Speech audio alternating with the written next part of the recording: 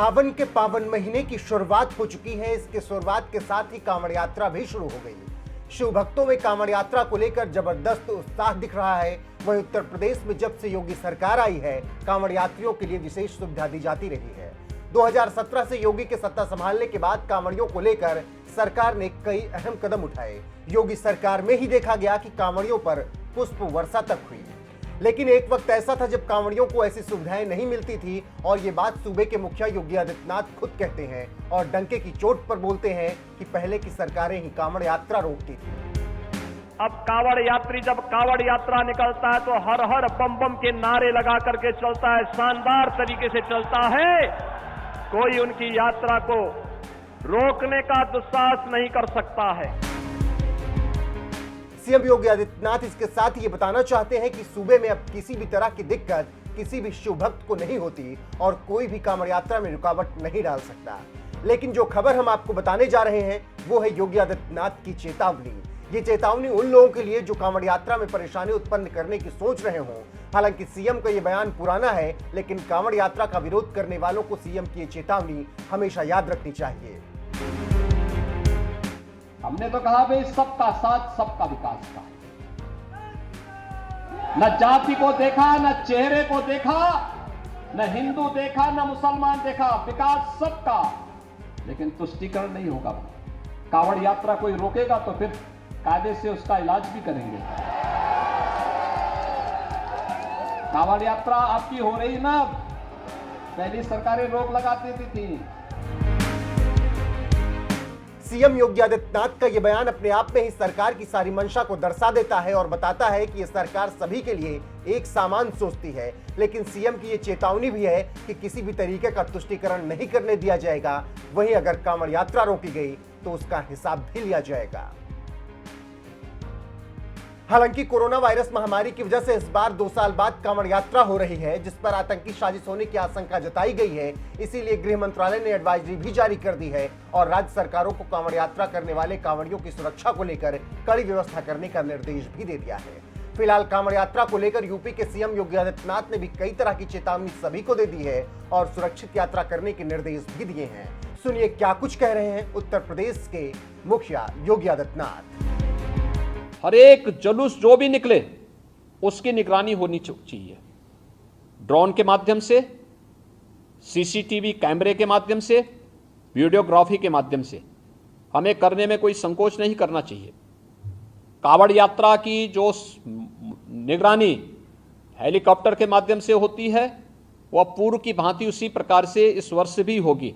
हमें उसकी समीक्षा भी करनी चाहिए और जब भी उसकी आवश्यकता पड़ती है तो उसके अनुसार हम शासन से उसकी परमिशन लेकर के, शासन से उसकी व्यवस्था लेकर के वह भी सुनिश्चित करेंगे। डीजे एक निश्चित वॉल्यूम में ही बजना चाहिए और संवाद बना करके हम इस बात को सुनिश्चित करेंगे। हम प्रतिबंधित नहीं करेंगे, लेकिन उसको संवाद बना करके एक निश्चित वॉल्यूम में बजाने की परमिशन देंगे। और उसमें केवल अगर कांवड़ यात्री हैं तो कांवड़ यात्री इस बात को सुनिश्चित करेंगे कि वे उसमें केवल भगवान शिव से जुड़े हुए भजन ही बजाएंगे। कोई ऐसा फिल्मी गाना नहीं बजाएंगे जिसके कारण अनावश्यक रूप से माहौल खराब होता हो और धार्मिक भावनाएं एक सामान्य भक्त की आहत होती हो। ये भी हमें कांवड़ यात्रियों से पहले से ही संवाद बना करके उनसे आग्रह करना चाहिए। ऐसे ही मुहर्रम के जुलूस में भी वे लोग डीजे बजाएंगे, हम सुनिश्चित करें उसकी वॉल्यूम को कंट्रोल करें। अनावश्यक रूप से ढोल और ताशा बजा करके शोरगुल उतना न बचाएं जो कान फोड़ू हो जाए, और कान फोड़ू व्यवस्था को हमें रोकना पड़ेगा, हर हाल में रोकना पड़ेगा। अस्त्र शस्त्र का अनावश्यक प्रदर्शन नहीं करेगा कोई। और हर एक जितने भी ऐसे लोग होंगे जो जुलूस का नेतृत्व करेंगे उनसे लिखित एफिडेविट भी आप लोग ले लेंगे स्थानीय स्तर पर पहले से व्यवस्था बना करके। तो पर्व और त्यौहार में कोई खलल डालने का प्रयास नहीं करेगा, उसके नाम पर शांति भंग करने का दुस्साहस भी कोई नहीं करेगा।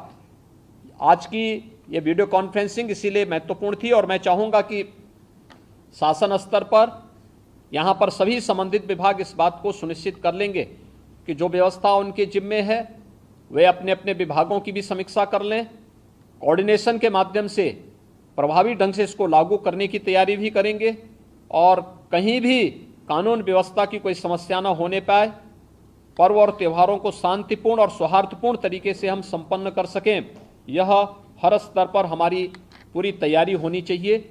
यही मुझे इस अवसर पर आप सबको कहना था। बहुत बहुत धन्यवाद जी। प्रत्येक सोमवार के साथ साथ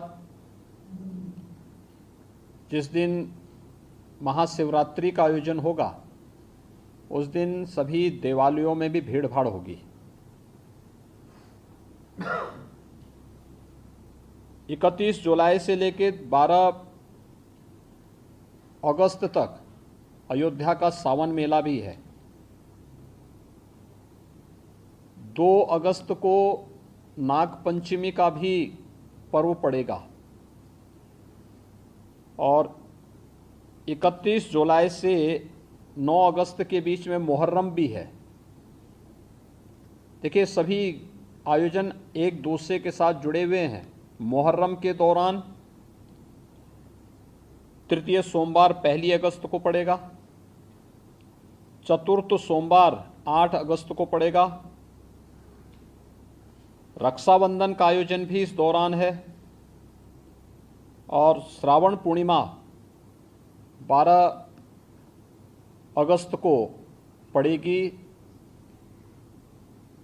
ये नागपंचमी, रक्षाबंधन और जो 2 सोमवार भी इस दौरान पड़ेंगे। इस दिशा से इसकी कार्य योजना बनाने के लिए जो हम लोगों ने धर्मगुरुओं के साथ संवाद बनाने की कार्रवाई को विभिन्न अवसरों पर अपनाया है, उसको हम पहले से ही तैयारी कर लें और बहुत सारे जनपदों ने इस पर अपना कार्य प्रारंभ भी किया है और मुझे लगता है कि हमें इसको एक निरंतरता देनी चाहिए। संवाद बनाने में कोई भी किसी भी प्रकार की कोई समस्या नहीं होनी चाहिए। ये निचले स्तर पर कहीं पर थाना स्तर पर पीस कमेटी की मीटिंगों के माध्यम से और थानाध्यक्षों के और अन्य जो हमारे इंस्पेक्टर, सब इंस्पेक्टर हैं, इनके माध्यम से भी कुछ धर्मगुरुओं के साथ, पुजारियों के साथ या अन्य जो मौलवी हैं, उन सब के साथ हम लोगों को संवाद बनाने में कोई भी संकोच नहीं होना चाहिए। समाज के जो मानिंद हैं, अलग अलग तबके के, उन लोगों के साथ भी संवाद बनाने में हमें किसी भी प्रकार का कोई संकोच नहीं होना चाहिए।